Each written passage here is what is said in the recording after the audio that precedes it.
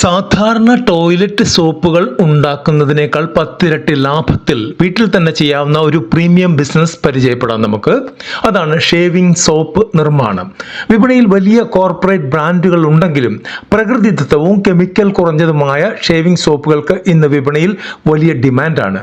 കുറഞ്ഞ മുതൽ മുടക്കിൽ എങ്ങനെ ഒരു ബ്രാൻഡാക്കി മാറ്റാം എന്ന് നോക്കാം. ഷേവിംഗ് സോപ്പ് സാധാരണയായി ഹോട്ട് പ്രോസസ് അല്ലെങ്കിൽ കോൾഡ് പ്രോസസ് രീതിയിലാണ് നിർമ്മിക്കാറുള്ളത്. ഇവിടെ നമ്മൾ ഉപയോഗിക്കുന്നത് ഹോട്ട് പ്രോസസ് രീതിയാണ്. കാരണം ഇത് സോപ്പ് പെട്ടെന്ന് ഉപയോഗയോഗ്യമാക്കാൻ സഹായിക്കും. സാധാരണ സോപ്പുകളിൽ സോഡിയം ഹൈഡ്രോക്സൈഡ് മാത്രമാണ് ഉപയോഗിക്കുന്നതെങ്കിൽ ഷേവിംഗ് സോപ്പിൽ പൊട്ടാസ്യം ഹൈഡ്രോക്സൈഡും ചേർക്കുന്നു. ഇതാണ് സോപ്പിന് നല്ല ക്രീം പോലെയുള്ള പതയും മൃദുത്വവും നൽകുന്നത്. ഇനി ഇതിന്റെ അസംസ്കൃത വസ്തുക്കളും അനുപാതവും എന്താണെന്ന് നോക്കാം. ഒരു ബാച്ച്, അതായത് 1 കിലോയുടെ ഒരു ബാച്ച് പ്രീമിയം ഷേവിംഗ് സോപ്പ് നിർമ്മിക്കാൻ ആവശ്യമായ ചേരുവകളാണ് ഇനി ഞാൻ പറയാൻ പോകുന്നത്. ആദ്യം അസംസ്കൃത വസ്തുക്കളുടെ പേര് പറയും, പിന്നെ അളവ് അല്ലെങ്കിൽ അനുപാതം പറയും, പിന്നെ അത് എന്തിനു വേണ്ടിയാണ് എന്നുള്ളതും പറയുന്നുണ്ട്. ശ്രദ്ധിച്ച് കേൾക്കുക, എഴുതിയെടുക്കുക.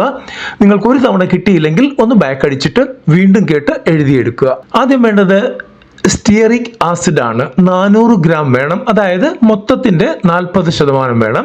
ഇത് കട്ടിയുള്ളതും സ്ഥിരതയുള്ളതുമായ പത നൽകാൻ വേണ്ടിയാണ്, അതായത് നല്ല പത വേണം. രണ്ടാമത് വേണ്ടത് കോക്കനട്ട് ഓയിലാണ്, വെളിച്ചെണ്ണ. 150 ഗ്രാം വേണം. ഇത് മൊത്തത്തിന്റെ 15%. പെട്ടെന്ന് പതയാൻ സഹായിക്കുന്ന വസ്തുവാണ് കോക്കനട്ട് ഓയിൽ. അടുത്തത് ആവണക്കെണ്ണ വേണം, കാസ്റ്റർ ഓയിൽ വേണം. 100 ഗ്രാം. മൊത്തത്തിൽ ഉള്ളതിന്റെ 10% കാസ്റ്റർ ഓയിൽ വരുന്നത്. പതയ്ക്ക് തിളക്കവും മൃദുത്വവും നൽകാൻ ഇത് ഉപയോഗിക്കുന്നു. അടുത്തത് വേണ്ടത് ഷിയ ബട്ടർ അല്ലെങ്കിൽ കൊക്കോ ബട്ടർ ആണ്. 50 ഗ്രാം വേണം. 5% ടോട്ടൽ പ്രോഡക്റ്റിന്റെ ഇതിൽ വരുന്നത്.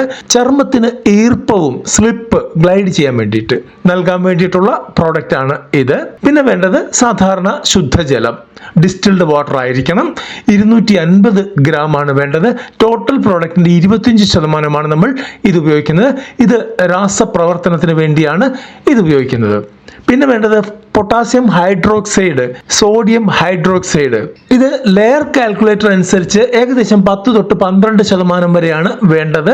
അത് നമുക്ക് ഉണ്ടാക്കുന്ന സമയത്ത് ഇത് മനസ്സിലായി വരത്തുള്ളൂ. 1-2 പ്രാവശ്യം ചെയ്തു കഴിയുമ്പോൾ കൃത്യമായിട്ടത് വരും. ഇത് സപ്പോണിഫിക്കേഷന് വേണ്ടിയിട്ടാണ്, അതായത് സോപ്പ് ഉണ്ടാക്കുന്ന പ്രക്രിയയ്ക്ക് വേണ്ടിയിട്ടാണ് ഇത് ഉപയോഗിക്കുന്നത്. പിന്നെ വേണ്ടത് ഗ്ലിസറിൻ ആണ്. 30 ഗ്രാം വേണം. 3% വരുന്നത്. ചർമ്മം വരണ്ട് പോകാതിരിക്കാനാണ് ഗ്ലിസറിൻ ഉപയോഗിക്കുന്നത്. പിന്നെ വേണ്ടത് എസെൻഷ്യൽ ഓയിൽസ് ആണ്, അതായത് സുഗന്ധ എണ്ണകൾ വേണം. അത് നമുക്ക് സാൻഡൽവുഡ് ഉപയോഗിക്കാം, ഇല്ലെങ്കിൽ മെന്തോൾ ഉപയോഗിക്കാം. ഇതൊക്കെ ഓൾറെഡി മാർക്കറ്റിൽ ഈസിലി അവൈലബിൾ ആണ്. അത് 10 തൊട്ട് 15 ഗ്രാം വരെയാണ് വേണ്ടത്. അത്രയും വേണ്ട. ഇത് മാക്സിമം എക്സ്ട്രീം ആണ് പറഞ്ഞിരിക്കുന്നത്, നല്ല സുഗന്ധം നൽകാനായിട്ട് ആ സോപ്പിന്. ഓക്കെ, ഇനി ഉണ്ടാക്കുന്ന വിധത്തിലേക്കാണ് നമ്മൾ കിടക്കുന്നത്. ശ്രദ്ധിച്ച് സ്കിപ്പ് ചെയ്യാതെ മുഴുവനായിട്ട് കേട്ട് കഴിഞ്ഞാൽ നിങ്ങൾക്ക് കാര്യങ്ങൾ വ്യക്തമായിട്ട് മനസ്സിലാകും. ഇങ്ങനെയുള്ള വീഡിയോകൾ നിങ്ങൾക്ക് താല്പര്യമുണ്ടെങ്കിൽ തീർച്ചയായിട്ടും ഒരു ലൈക്ക് ചെയ്യുക. കൂടാതെ നിങ്ങളുടെ അഭിപ്രായങ്ങൾ കമൻറ്റ് ചെയ്യുക. മാക്സിമം ആളുകളിലേക്ക് ഇത് ഷെയർ ചെയ്യുക. സബ്സ്ക്രൈബ് ചെയ്യാത്ത ഒരു വ്യക്തിയാണ് നിങ്ങളെങ്കിൽ നമ്മളുടെ ചാനൽ സബ്സ്ക്രൈബ് ചെയ്യുക. അപ്പോൾ ഉണ്ടാക്കുന്ന വിധത്തിലേക്ക് കടക്കാം.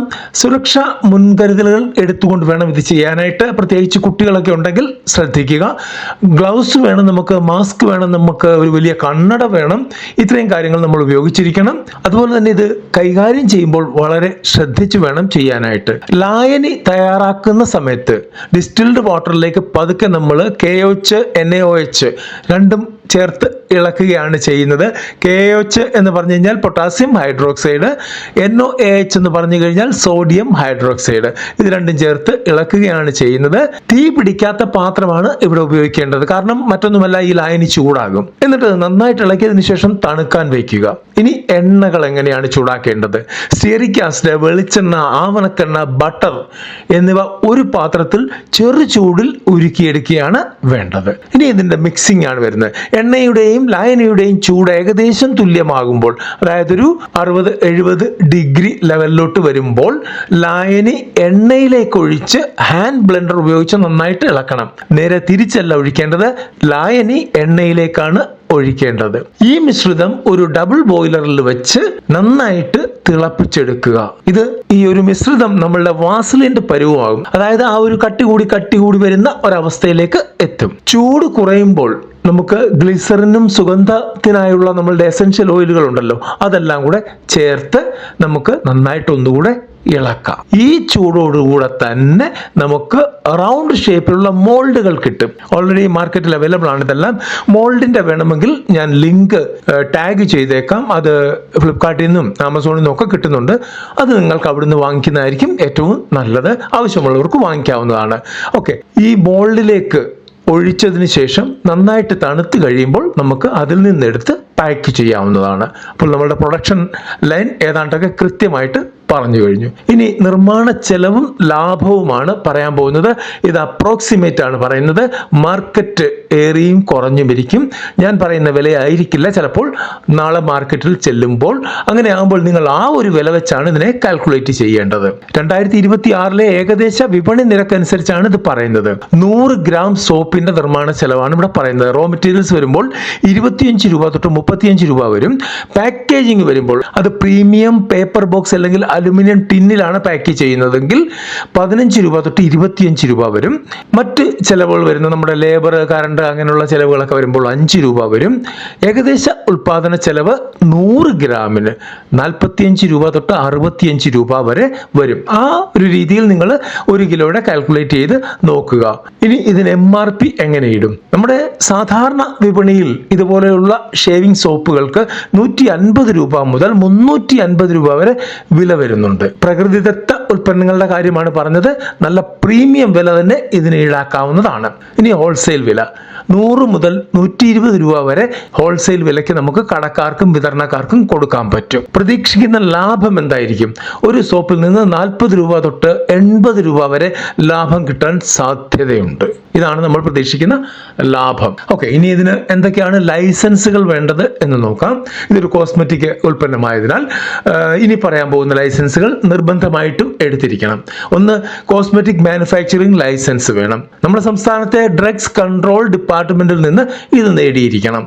തുടക്കത്തിൽ സ്വന്തമായി നിർമ്മിക്കുന്നതിന് പകരം ലൈസൻസ് ഉള്ള മറ്റൊരു കമ്പനിയെ കൊണ്ട് കരാർ അടിസ്ഥാനത്തിൽ നിർമ്മിച്ച് ബ്രാൻഡ് ചെയ്യുന്ന തേർഡ് പാർട്ടി മാനുഫാക്ചറിംഗ് രീതിയും നിങ്ങൾക്ക് തിരഞ്ഞെടുക്കാം. അതായത് ഈ ബിസിനസിനെ കുറിച്ച് കൃത്യമായിട്ട് അറിയില്ല, ഈ ഒരു വീഡിയോ കണ്ടതേ ഉള്ളൂ, എന്നാൽ കുറച്ചുകൂടെ പഠിക്കണം എന്ന് തോന്നുന്ന വ്യക്തിയാണെങ്കിൽ ഇതുപോലെയുള്ള പ്രോഡക്റ്റുകൾ ഉണ്ടാക്കി തരുന്ന കമ്പനികൾ ഓൾറെഡി ഉണ്ട്.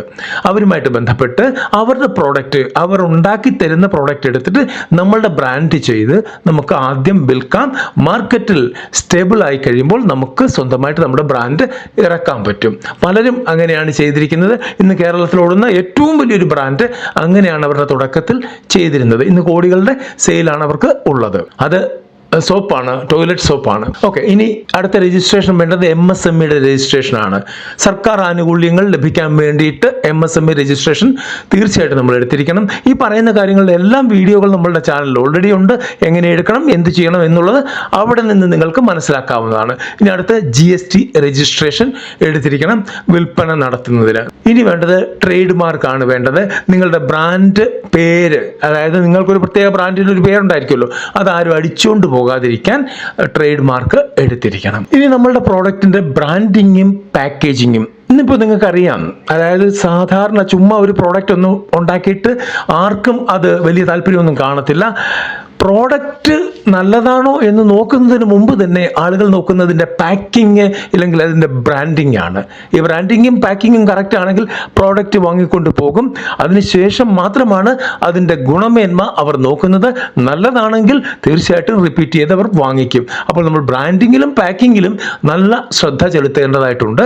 പ്ലാസ്റ്റിക് രഹിത പാക്കേജിംഗ് ആയിരിക്കും ഇതിന് ഏറ്റവും നല്ലത്. ഷേവിംഗ് സോപ്പുകൾ അലുമിനിയം റൗണ്ട് ടിന്നുകളിൽ ആണ് നേരത്തെ വന്നുകൊണ്ടിരുന്നത്. അത് നമുക്ക് വീണ്ടും പരീക്ഷിക്കാവുന്നതാണ്.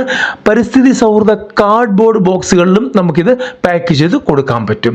ഒരു പ്രീമിയം ലുക്ക് അതിന് കിട്ടും. പിന്നെ ബ്രാൻഡ് വാല്യൂ, അതിനകത്ത് നമുക്ക് കൊടുക്കാൻ പറ്റുന്ന എന്തൊക്കെയാണ്? കെമിക്കൽ ഫ്രീ ആണെന്ന് പറയാം, സൾഫേറ്റ് ഫ്രീ ആണെന്ന് പറയാം, സാൻഡൽവുഡ് അല്ലെങ്കിൽ മെന്തോൾ കൂൾ എന്നിങ്ങനെ ഉള്ള കാര്യങ്ങൾ നമുക്ക് ഹൈലൈറ്റ് ചെയ്ത് നമ്മളുടെ പാക്കറ്റിൽ രേഖപ്പെടുത്താൻ പറ്റും. ഇനിയാണ് ഏറ്റവും ടഫായിട്ടുള്ള ഐറ്റം വരുന്നത്, ഇതിന്റെ മാർക്കറ്റിംഗ് അല്ലെങ്കിൽ വിപണനം, ഡിസ്ട്രിബ്യൂഷൻ. നമുക്ക് B2B പരീക്ഷിക്കാം, അതായത് ബിസിനസ് ടു ബിസിനസ്. നിങ്ങളുടെ പ്രദേശത്തെ പ്രീമിയം സലൂണുകൾ, ബാർബർ ഷോപ്പ്, സലൂണുകൾ ഒക്കെ സന്ദർശിച്ച് ഫ്രീ സാമ്പിളുകൾ കൊടുക്കുക. അവർ വഴി നിങ്ങൾക്ക് കസ്റ്റമറിലേക്ക് കടക്കാൻ പറ്റും. അടുത്ത ഒരു രീതി എന്ന് പറഞ്ഞാൽ ഓൺലൈൻ വിപണിയാണ്. സ്വന്തം വെബ്സൈറ്റിലൂടെ കൊടുക്കാൻ പറ്റും. ആമസോൺ, മീഷോ, ഫ്ലിപ്കാർട്ട് ഇങ്ങനെയുള്ള പ്ലാറ്റ്ഫോമുകൾ വഴി നേരിട്ട് കസ്റ്റമേഴ്സിന് വിൽക്കാൻ പറ്റും. ഇവിടെ നിങ്ങൾക്ക് ഉയർന്ന മാർജിൻ ലഭിക്കും. അതായത് നമ്മൾ സാധാരണ ഓഫ്ലൈനിൽ കൊടുക്കുന്നതിനേക്കാൾ കൂടുതൽ മാർജിൻ ഇങ്ങനെ കൊടുത്താൽ കിട്ടും. ഇനി മൂന്നാമത്തെ ഐറ്റം ഗിഫ്റ്റ് കിറ്റുകളാണ്. Shaving brush, soap, after shave oil എന്നിവ ചേർത്തിട്ടുള്ള മെൻസ് ഗ്രൂമിംഗ് കിറ്റ് എന്ന് പറഞ്ഞൊരു സംഭവം വലിയ സാധ്യതയുള്ള ഒരു ഐറ്റമാണ്. കേരളത്തിൽ അത്ര കണ്ട് പോപ്പുലർ ആകാത്ത ഒരു ഐറ്റം കൂടിയാണ്. അങ്ങനെ വേണമെങ്കിൽ നിങ്ങൾക്കിത് മാർക്കറ്റ് ചെയ്യാവുന്നതാണ്. നമ്മൾ ഈ ഒരു ബിസിനസിന്റെ ബ്രേക്ക് ഈവൻ പീരീഡ് എന്ന് പറയുന്നത് എപ്പോഴായിരിക്കും? ആദ്യത്തെ നിക്ഷേപം എത്ര വരും എന്ന് ആദ്യം നമുക്ക് നോക്കാം. ചെറിയ രീതിയിൽ തുടങ്ങാനായിട്ട്, വീട്ടിൽ നിന്നാണ് തുടങ്ങാനായിട്ട് നമുക്കൊരു 50,000 രൂപ തൊട്ട് 1,00,000 രൂപ വരെ ആവശ്യമായിട്ട് വന്നേക്കാം. ലൈസൻസിന്റെ ഒക്കെ വേറെയാണ്, ഞാൻ ഈ ഒരു പ്രൊഡക്ഷൻ ലൈനാണ് പറഞ്ഞത്. ഇതിന്റെ ബ്രേക്ക് ഈവൻ പീരീഡ് എന്ന് പറയുന്നത് നമ്മളൊരു പ്രതിമാസം നമുക്കൊരു 500 മുതൽ 1000 വരെ സോപ്പുകൾ വിൽക്കാൻ സാധിച്ചാൽ 6 മുതൽ 9 മാസത്തിനുള്ളിൽ നിക്ഷേപിച്ച തുക നമുക്ക് തിരിച്ചു പിടിക്കാം. പ്രാദേശിക വിപണിയിൽ ശ്രദ്ധ കേന്ദ്രീകരിച്ച് മികച്ച ക്വാളിറ്റി നിലനിർത്തിയാൽ വലിയൊരു ബ്രാൻഡായിട്ട് വളരാൻ സാധിക്കുന്ന മേഖല തന്നെയാണ് ഇത്. ഈ ബിസിനസ് ആശയത്തെക്കുറിച്ചുള്ള നിങ്ങളുടെ അഭിപ്രായങ്ങൾ കമന്റ് ചെയ്യുക. കൂടുതൽ വിവരങ്ങൾക്കായിട്ട് ചാനൽ സബ്സ്ക്രൈബ് ചെയ്യുക. നന്ദി, നമസ്കാരം.